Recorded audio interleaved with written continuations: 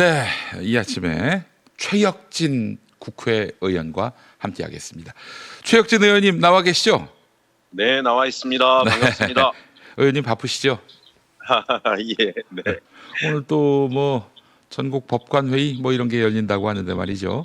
예. 그 이야기는 잠시 후에 하도록 하고, 내란 네. 우두머리 혐의로 1심에서 무기징역을 선고받은 윤석열, 예. 뭐 항소장을 안 낼 것처럼 변호인 통해서 입장 이야기하더니 결국 냈습니다. 이 네네. 직위원의 1심 판결 어떻게 평가하시는지, 그 또 윤석열의 항소는 어떤 뭐 전략적이든 정치적이든 의미를 갖는다고 보시는지 한번 말씀해 주시겠습니까? 예, 직위원 판결은 그야말로 해결하기도 하고 네. 상당히 많은 전략이 들어가 있는 판결입니다. 아, 전략이 들어갔다. 그래서 뭐 일부에서는 네. 그래도 무기징역까지는 나왔으니까 이런 말씀을 하는 분들도 간간히 있긴 한데요. 그래요. 예. 절대 그렇게 봐서는 안 되는 게 일단은 감경을 한 겁니다. 사형 구형에서. 그렇죠. 근데 감경의 사유가 없어요. 왜냐하면 음. 기본적으로 윤석열이 판결 나온 다음에 성명을 내지 않았습니까? 예? 절대 굴하지 않고 끝까지 싸워야 한다. 뭐 이따위 소리를 떠들어댔습니다. 완전 개소리인데 어떻게 반성도 하지 않고 그리고 오히려 극우를 부추기는 행동을 하는 자를 감경을 할 수 있습니까? 이 기본적으로 말이 안 되는 거고, 그 다음에 직위원 같은 경우에는 판결문에서 보게 되면 이 내란 자체를 사실상으로 교묘하게 부정하는 그 말들을 여러 군데 깔아놨습니다. 네. 예, 그 뭐 정말 심각한 의도로 한 것이 아니다라든가, 또 기본적으로 뭐 실패했다라든가, 거기에 또해서는 뭐 초범이니 고령이니 뭐 이런 얘기를 하면서 네. 결국 무슨 얘기냐면 이게 2심에 갔을 경우에 2심 판사가 소위 보수적인 성향의 판사가 났을 경우에는 1심 판결의 논거를 근거로 윤석열에게 더 감경을 할 수 있는 각종 근거들을 판결문 안에 남겨놓은 거예요. 그래서 기본적으로 우리가 굉장히 예의주시해야 되고 네. 강경한 목소리로 사법부를 응징하는 목소리를 지속적으로 내야 됩니다. 네. 알겠습니다. 더불어민주당이 추진 중인 이른바 법 왜곡죄를 둘러싸고 일부 언론에서 뭐 위헌 소지, 뭐 사법 위축 이런 이야기를 하고 있는데, 이거 저 사법부로부터 들어서 하는 얘기인지 하여간 뭐 그런 거죠. 네. 하여튼 법사위원으로서 이 쟁점에 대한 논란, 오늘 또 그 판사회의가 열리는 게 바로 이런 이유 때문 아니겠습니까? 어떻게 보시는지 좀 말씀해 주시죠. 이 법 왜곡죄를 가지고 그렇게 말하는 거는 또 요번에도 위헌 소지라고 이야기를 합니다. 위헌 소지. 예. 예, 위헌이면 위헌이지 소지는 뭡니까? 대지 중지도 아니고 소지. 굉장히 비겁하고 비열한 태도이고요. 네네. 그다음에 중요한 것은 사실은 헌법이라는 게 뭐겠습니까? 주권자 국민을 위해서 있는 것이고, 그렇습니다. 주권자 국민이 만든 게 헌법입니다. 네. 그 헌법을 수호하는 게 사법부의 입장이고요. 사법부가 기본적인 의무이고 책무입니다. 네. 그러면 법 왜곡죄라고 하는 게 뭐겠습니까? 국민을 보호하고 지키고 주권자인 국민을 중심에 두고 판결을 해야 되는 자들이 네. 자신들의 이익이나 자신들의 청탁을 한 기득권과 특권층의 이해를 위해서 법을 비틀어서 네. 국민들에게 불이익을 줬을 경우에 예. 그에 대해서 처벌받을 수 있다는 거잖아요. 예. 그건 너무나 지극히 상식적이고 당연한 겁니다. 그거를 갖다가 위헌이라고 얘기하면 도대체 이 사람들은 헌법을 어떻게 이해하고 있는가? 네. 헌법을 만든 분, 헌법의 중심에 있는 주권자가 사법부로부터 유린당했을 때, 네. 법의 왜곡을 통해서 피해를 당했을 때 그런 짓을 한 자는 사법부에서 있을 권리가 없는 거예요. 그건 자격 자체를 박탈해야 되는 게 네. 당연한 겁니다. 네. 그리고 이게 무슨 사법부를 침해를 합니까? 법을 왜곡 안 하면 돼요. 네. 예? 정직하게 정의롭게 판결을 내리면 국민들로부터 박수받고 그럼요. 아무 문제가 없습니다. 근데 어떻게 법을 비틀어서 국민을 괴롭힌 자를 처벌하겠다라는 것을 그 사법부의 침탈이라고 하는 해괴한 논리를 가지고 국민들을 우롱합니까? 이건 국민에 대한 우롱은 헌법에 대한 우롱이라고 생각합니다. 그 법 왜곡죄가 뭔가 하시는 분들이 있을 텐데, 그 판결문에서 법리 대신에 막 뭐 무슨 찰스 1세가 나오고 저기 맞습니다. 이 법 왜곡죄는 다른 게 아니고요. 그 해괴한 걸 직위원 때도 보지 않았습니까? 우인석 때도 봤어요. 저기 김건희 1년 8개월 준. 네. 노상원의 수첩 같은 경우에도 그냥 예. 망상에 의해서 장난스럽게 쓴 거다 정도로 치부해서 예. 노상원의 수첩 안에 들어가 있던 무수히 많은 민주 인사들, 국회의원들을 거의 뭐 처분하겠다라고 하는 계획 자체를 아무것도 아닌 수준의 낙서로 취급해 버림으로써 2심 재판부에서도 영향을 미치지 못하게 하려고 직위원이 한 거잖아요. 네. 이렇게 법을 왜곡해가지고 국민들에게 불안감을 조장하고 불이익을 주고 직접적 피해를 주는 자들의 경우에는 처분을 받아야 된다. 네. 예, 검사도 조작 기소하고 예. 판사도 왜곡된 판결들을 내게 되면 그에 대한 대가를 치르게 해야 된다. 이게 뭐가 문제입니까? 예, 국민 주권자에게는 너무나 좋은, 너무나 필요한, 또 그것 때문에 얼마나 많은 고통을 받아오셨고 불안에 떨어오셨습니까? 네. 자, 그런데 이제 직위원이 아니라 이제 조희대가 이런 말을 했습니다. 그 사법개혁 네. 3법은 국민에게 네. 직접적인 피해가 갈 수 있다. 그 국민은 아마 저기 판사들을 말하는 거겠죠. 그렇죠. 그 국민. 예, 뭐 판사들과 그 판사들을 지지하는 일부의 소수의 특권층들이겠죠. 예, 네. 예. 네, 국민들에게 피해가 갈 리가 없어요. 이게 순기능이 얼마나 많은데요. 전혀 없습니다. 전혀 예. 없습니다. 예. 예, 헌법소원 같은 경우에도 재판소원 같은 경우에도 뭐 사심제라는 거짓말을 하고 있는데요. 네. 지금 사실은 대법원이 저렇게 나오는 데는 사실은 헌법재판소에 권한이 강화가 되고 그로 인해서 국민을 보호할 수 있는 일정한 루트가 생기는 것 자체가 대법원이 무소불위의 권력을 누려왔던 것에 대해서 흔들릴까 봐 자기들의 이권과 권익 때문에 저런 말을 하는 것이지 그럴 때만 국민을 갖다 팔아먹습니다. 네. 본인들이 국민을 그렇게 위했으면은 내란의 밤에 전국적으로 다 나와서 법복 입고 장갑차를 막아서든가 글쎄 그럴 말이야. 때는 꼬리를 내리고 숨어 있다가요. 예. 자기들한테 조금이라도 침해가 될 만한 그런 이야기가 나오면 국민을 앞에 내세워서 결국 국민을 우롱하는 저런 화법을 쓰는 것들에 대해서 많은 국민들이 분노하실 거라고 생각합니다. 그 숨어 있지도 않고 도리어 도와줬죠. 예, 맞습니다. 계엄이 성공하면은 이제 사법부의 네. 권한을 군에게 넘기려고 뭐 작당을 했던 거 아닙니까? 그런 것과 관련해서는 맞습니다. 지금 예. 뭐 처벌을 전혀 받지 않고 있는 상황인데 이 네. 와중에 최혁진 의원께서 예. 공교롭게도 직위원 판결 하루 전에 조희대에 대한 탄핵안을 내셨어요. 예. 그 어떤 의도였는지. 저는 그 조희대 사법부는 네. 직위원을 통해서 네. 본색을 드러낼 것이다라고 수도 없이 이야기를 해왔고요. 본색을 예. 그리고 직위원의 판결문에서 사실상 본색을 또 드러냈습니다. 네. 그래서 결국 저는 조희대는 반드시 탄핵해야 된다라고 생각을 했고요. 예. 그래서 판결 하루 전에 조희대 탄핵 소추안에 관련된 내용들을 기자회견을 통해서 알리고 현재 탄핵 소추안은 많은 민주개혁 진보 정당 의원님들께 네. 지금 회람을 시키고 있습니다. 때가 되면 반드시 탄핵안을 발의해야 됩니다. 예. 탄핵안은 100명 이상의 국회의원이 발의를 같이 해야 되니까 예. 굉장히 많은 노력이 필요하겠죠. 네. 저는 아마 이 사법 3법 이 법안의 통과 이 과정에서 사법부가 나오는 태도가 100명 이상이 들불처럼 여기에 동의할 것인지 네. 아니면 조금 더 지켜볼 것인지를 결정짓게 될 거다라고 보는데요. 물론 제일 좋은 사법부의 선택은 탄핵안이 발의되기 전에 조희대가 스스로 사퇴하는 것이 가장 적절한 그 사법부의 판단일 거라고 생각을 하는데요. 그렇죠. 이 지금 그런 일은 뭐 사법 3법도 사실 조희대가 없었으면은 발의조차 안 됐을 거예요. 예, 맞습니다. 그리고 뭐 지금 전국 법원장 회의까지 소집했다라고 하지 않습니까? 네.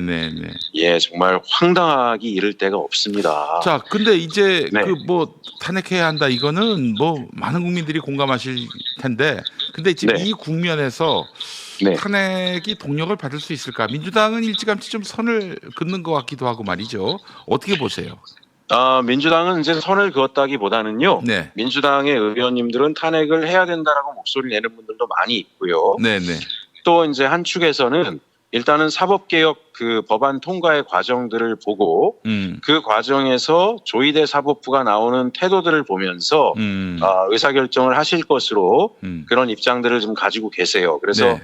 탄핵안 카드는 제가 이제 무소속이니까 저는 뭐 눈치 볼 게 없기 때문에 제가 밀어붙이고 민주당도 한 손에 쥐고 같이 이렇게 움직일 거다라고 생각을 하고 있습니다. 제가 여러 의원님들하고 상의를 했고요. 네. 그리고 오늘 전국 법원장 회의 있잖아요. 네네. 그곳에서 어떤 목소리가 나오는가도 결국은 이 탄핵소추안에 영향을 미칠 것이다라고 생각을 하는데요. 네네네. 저는 본인들이 떳떳하면 그렇지. 유튜브 채널로 전국 국민들한테 생중계하면서 그럼 자기 이름 짓걸고 얘기하든가요. 자기 얼굴 걸고. 예, 무슨 조폭도 아니고 밀실에 들어가가지고 인사권자의 지시와 명령에 따라서 입맞추기 하는 그런 식의 법원장 회의가 무슨 법원장 회의입니까? 예, 조직 동원해가지고 세가시나 하려고 하는 건데 그런 식의 태도는 먹히지 않는다.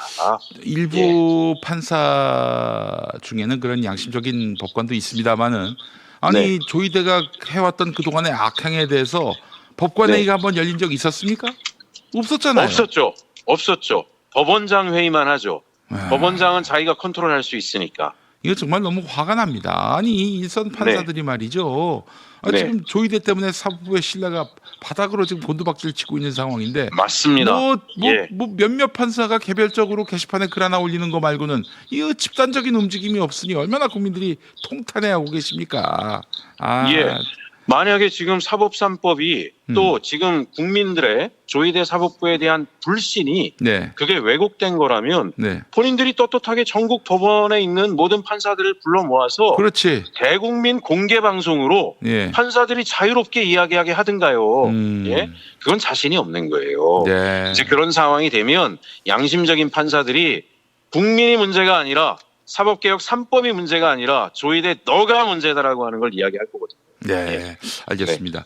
의원님, 사법부 내부의 지금 움직임을 좀 감지하고 계시는 게 있나요? 지금 판사들이 조희대 이대로는 안 된다. 언제까지 우리가 법원의 어떤 명예와 위신을 이런 식으로 조희대에게 의탁해서 해야 되겠냐? 우리가 좀 다른 목소리를 내자. 이런 움직임이 좀 감지되거나 그런 건 없으신가요? 안타깝게도 별로 감지가 안 됩니다. 감지가 안 돼요. 그리고 이제 예전처럼 양심의 판사들, 자신의 양심과 소신에 따라서 목소리 내는 판사들이 그렇게 많지 않구나라고 하는 것들. 물론 일부 있다. 대략 어떤 분들은 대략 한 30% 정도는 그래도 적어도 양심적으로 그런 목소리를 낼 분들이 아직 남아있다라고 얘기들을 하더라고요. 그러나 그런 숫자들은 많이 줄었다라고 생각이 되고요. 저는 그 로스쿨 제도가 도입이 되면서요. 결국 기득권과 특권층이 사법부를 장악하는 힘이 더 강화됐다. 맞아요. 이 국면들을 봐야 됩니다. 그리고 제가 늘 얘기하지만 대법원 헌법재판관 거의 100%가 서울법대 출신인데요. 서울대 로스쿨 보십시오. 강남 3구 출신들이 거의 3분의 2가 돼가고 있습니다. 그렇습니다. 지금. 서민의 아들들이 머리가 나쁩니까? 아니에요. 아주 완전히 철옹성을 쌓아놓고 일반 서민의 아이들, 지역의 아이들은 저희 법조계에 들어가기가 굉장히 어렵게 만들어져 있습니다. 그래서 기본적으로 지금 우리가 사법개혁들을 한다라고 하나 이 구조적인 문제들을 같이 개혁하지 않으면 결국은 법조 카르텔이라고 하는 것들은 점점점 시간이 흘러갈수록 기득권과 특권층의 철옹성으로 강화돼 갈 것이다. 저는 그 지점에 대해서 민주당의 사법개혁안이 3법의 개혁으로 끝나서는 안 된다라고 생각하고 있습니다. 로스쿨 얘기가 나와서 그런데 제가 어떤 법조계에 계신 분으로부터 들은 얘기가 만약에 어떤 로스쿨에서 검찰 개혁을 얘기한다든지 뭐 검찰이 문제가 많다 얘기하면은 검찰에서 그 로스쿨에 있는 학생들을 검사로 임용 안 한다고 하더라고요. 그런 얘기들도 들려오고요. 최근에 제가 로스쿨 문제 이거의 개혁과 관련돼서 이제 지금 들여다보고 있는데 로스쿨을 처음에 주장하셨던 일부 법학과 교수님들조차도 로스쿨은 사실상 일정하게 실패한 제도이다라는 목소리로 저와 뜻을 함께 해주시겠다라고 의사를 밝혀오시는 교수님들도 계십니다. 정말 중요한 것은 법의 형평성이 무너지겠다. 결국 어느 계층의 사람들이 사법계를 장악하느냐에 따라서 법의 균형추가 달라질 수 있는데 현재의 로스쿨 제도가 그런 문제들을 일으키고 있다는 거예요. 이 부분에 대해서 저희들이 봐야 되고 또 제가 대법원을 지방으로 이전해야 된다라고 지금 법안들을 준비해서 진행하고 있지 않습니까? 그러셨어요. 예. 예, 서초동에 저 특권과 기득권의 상징의 동네에 대법원을 두고 대법관을 증원해서는 안 됩니다. 예, 지금 그 서초동에 있는 대법원의 대법관들을 위한 관사가 있습니다. 관사. 네. 용산하고 서초동에 아파트를 관사로 국가 돈으로 빌려주거든요. 네. 한 채당 수십억씩 하는 거 아시죠? 네. 예. 대법원은 민주주의와 인권의 국민을 위한 최후의 보루가 돼야 되잖아요. 네, 네. 어디에 있는가도 중요합니다. 저는 반독재 민주화 투쟁 원주로 옮기자라 그랬지만 원주만 고집하는 건 아닙니다. 항일 투쟁, 네. 민주화 운동, 네. 인권 운동의 상징인 지방 도시로 옮겨야 된다. 네, 네. 그렇게 해서 법관이 될 수 있는 루트도 다양하게 만들어야 되지만 네. 실제로 대한민국의 상징인 대법원이 민주주의, 그다음에 인권, 항일 독립투쟁의 상징이 있는 곳에 가서 딱 자리를 잡고 앉아야 네. 세비도 많이 그 세금도 많이 그 절약이 됩니다. 네, 서초동 땅 팔면은 한 5분의 1이면은 다 짓고 관사도 다 마련할 수 있습니다. 저 룸사롱 없는 저 맞습니다. 산지 이런 데 갔으면 좋겠어요. 그러면 예. 직위원이는 좀 힘들겠지만 그러나 우리 국민들이 사법부를 신뢰하게 되지 않을까 싶고요. 자, 네. 의원님 마지막으로 네. 지금 시간이 다 네. 돼가지고 딱 하나만 여쭙겠습니다. 예. 저 이재명 정부 출범 이후에 뉴 이재명 현상이 네. 그 보물처럼 솟구치고 있습니다. 예. 최근에 그렇습니다. 이제 이재명 대통령 공소 취소 촉구 모임을 둘러싸고 네. 유시민 작가가 미친 짓이라고 얘기했는데 도리어 지금 유시민 작가가 역풍을 맞고 있는 그런 상황이란 말이죠. 예. 이 부분에 대해서 최혁진 의원님은 어떤 생각을 갖고 계십니까? 예. 일단 이제 유 이재명 현상부터 말씀을 좀 드리겠습니다. 네네네. 여러 가지 의사 해석이 있는데요. 네. 저는 민주주의가 성장하고 있다라고 하는 걸 단면으로 보여주는 현상이라고 생각을 합니다. 사실 우리가 대의민주주의잖아요. 우리나라 대의민주주의에 대해서 정치학계는 이렇게 이야기합니다. 민주주의가 효능감을 가지려면 예를 들면 국회의원 중에 장애인 숫자가 늘어나면 장애인 정책 해소된다. 서민이 많아지면 서민 정책 해소된다.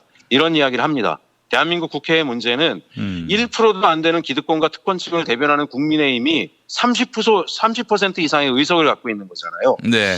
근데 이 문제에 대해서 우리가 해법이 있나 국민들이 궁금해하다가 이재명 대통령으로부터 해법을 찾았습니다. 무슨 얘기냐면 소년공으로 가장 가난한 서민 가정에 태어나서 기득권과 타협하지 않고 부닥치면서 대통령까지 가더니 진짜 개혁을 하는구나 라고 하는 걸 봤잖아요. 네. 그러면 그런 사람의 효능감, 즉 일 잘하고 정직하고 실력으로 승부 보고 이런 사람들을 우리가 지켜주면 정치가 바뀐다. 네. 진짜 우리를 대변할 수 있는 정치인과 함께 해야 되겠다. 이게 뉴 이재명 현상이고 맞습니다. 진짜 민주주의가 어떻게 살아 움직이는가라고 하는 거를 효능감을 받기 때문에 나오는 현상이에요. 네. 거기에 대해서 다른 잣대를 들이댈 아무런 이유가 없다. 우리 국민들이 깨어나서 진짜 민주주의자로 민주주의의 선봉에 서겠다라고 하는 걸 보여주는 것이고요. 제2, 제3, 제4 수백 명의 이재명이 나오게 정치판이 흔들릴 거다라고 저는 생각을 합니다. 네. 지역에서부터 네. 그 말씀 드리고요. 공소 취소 모임 이거는 뭐냐면 검찰의 조작 기소에 대해서 응징하겠다라는 거잖아요. 네. 정확히 말씀드리면 그겁니다. 무슨 얘기냐? 검사들은 조작으로 이재명 대표를 기소했는데 조작으로 기소를 해서 고통을 당한 사람이 한둘이 아니죠. 네. 대한민국에. 네. 자, 조작으로 기소가 됐으면요. 상고를 못하게 막고 조작으로 기소한 자를 사기범으로 몰아가지고 단죄하는 게 맞습니다. 맞습니다. 검사들은 어떤 특권을 누려왔습니까? 조작으로 기소했다가 네. 판결에서 문제가 나오면 다시 그거만 빼고 다른 증거들을 갖다 막 조각해서 들이대면서 아유. 상고심에 올리면서 국민들을 괴롭혀왔잖아요. 네네. 그 대표적인 상징이 이재명 대통령이고요. 맞습니다. 공소 취소 모임이 하고자 하는 거는 검찰의 조작 기소를 강력하게 각자 국회의원들이 무슨 자영업자처럼 따로 목소리를 내자라는 게 아니라 우리가 집단적 목소리를 통해서 이번엔 반드시 척결하자라고 하는 그런 입장이기 때문에 네. 그거를 왜곡해서 보지 마시고요. 결과로 보시면 되지 않을까. 박성준 의원이 결과로 보여주겠다라고 이야기하지 않았습니까? 네. 결과로 지켜봐 주시면 어떨까 생각합니다. 네, 알겠습니다. 네. 자, 최혁진 의원님 오늘 말씀 잘 들었습니다. 네, 감사합니다. 네, 고맙습니다. 이 아침에 함께한 최혁진 국회법사위원이었습니다.